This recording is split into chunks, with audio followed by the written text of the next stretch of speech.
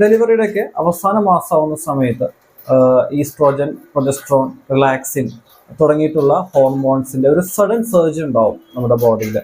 അപ്പോൾ ഈ sudden surge ഉണ്ടാവുന്ന സമയത്ത് പെൽവിക് കമ്പാർട്ട്മെന്റിൽ, അതായത് നമ്മുടെ അരക്കെട്ടിലെ ആ ഒരു കമ്പാർട്ട്മെന്റ്സിലെ ജോയിൻസ് എല്ലാം നല്ല റിലാക്സ്ഡ് ആവുകയും ലൂസ് ആവുകയും ചെയ്യും. അതോടൊപ്പം ജോയിൻസ് മാത്രമല്ല, അതിനോട് അനുബന്ധിച്ചുള്ള മസിൽസും ലിഗമെന്റ്സും ബാക്കി എല്ലാ സോഫ്റ്റ് ടിഷ്യൂസും അങ്ങനെ തന്നെ റിലാക്സ് ആവുകയാണ് ചെയ്യുന്നുണ്ടാവാം. ഏകദേശം ഡെലിവറിക്ക് ശേഷം ഒരു 6 to 8 months തന്നെ മെല്ലെ ഈ അകന്നിട്ടുള്ള ഈ ജോയിൻസ് ഒക്കെ മെല്ലെ റീപൊസിഷൻ ആവും. അപ്പൊ ഈ ഒരു പ്രോസസ്സിന്റെ ഇടയിൽ അതുമായി ബന്ധപ്പെട്ടിട്ട് ബാക്ക് പെയിൻ വരാനായിട്ടുള്ള സാധ്യതയുണ്ട്. ഇതിനോട് ചേർത്ത് വെക്കാവുന്ന ഒരു കാര്യമാണ് കോക്സിഡീനിയ. ഈ പറയുന്ന ആ ഒരു പ്രോസസ്സിന്റെ ഒരു ഇമ്പാക്ട് നമ്മുടെ ഏറ്റവും താഴെയുള്ള, അതായത് കശേരുക്കളുടെ ഏറ്റവും താഴെയുള്ള ടെയിൽ ബോണിൽ ഉണ്ടാക്കുന്ന ഒരു ഇമ്പാക്റ്റിനെയാണ് കോക്സിഡീനിയ എന്നൊരു കണ്ടീഷനായിട്ട് വരുന്നത്. അതുപോലെ തന്നെയാണ് ഒരു ഡയാസ്റ്റാസിസ് റെക്ടി എന്ന് പറഞ്ഞിട്ടുള്ളൊരു കണ്ടീഷൻ.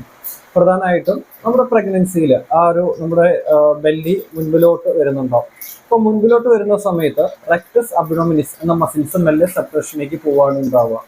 തിരിച്ച് അതെല്ലാം സെറ്റ് ആവുന്ന സമയത്ത്, സ്റ്റെബിലൈസ് ആവുന്ന സമയത്ത് ശരിയായ രീതിയിൽ ആ റെക്ടസ് അബ്ഡോമിനിസ് ആ അലൈൻമെന്റിൽ വന്നില്ലെങ്കിൽ അതുമായും ബന്ധപ്പെട്ട് നടുവേദന വരാനായിട്ട് സാധ്യതയുണ്ട്.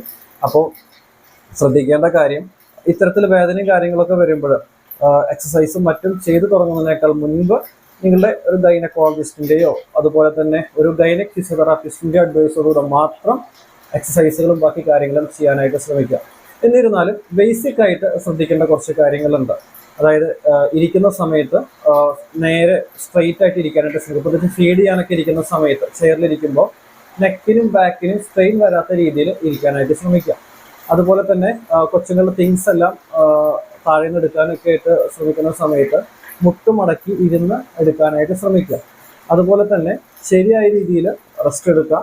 ഓവറായിട്ട് എക്സേർട്ട് ചെയ്യുന്ന ആക്ടിവിറ്റീസ് ഈ ഒരു ടൈം പീരീഡിൽ ഒഴിവാക്കാനായിട്ട് ശ്രമിക്കുക.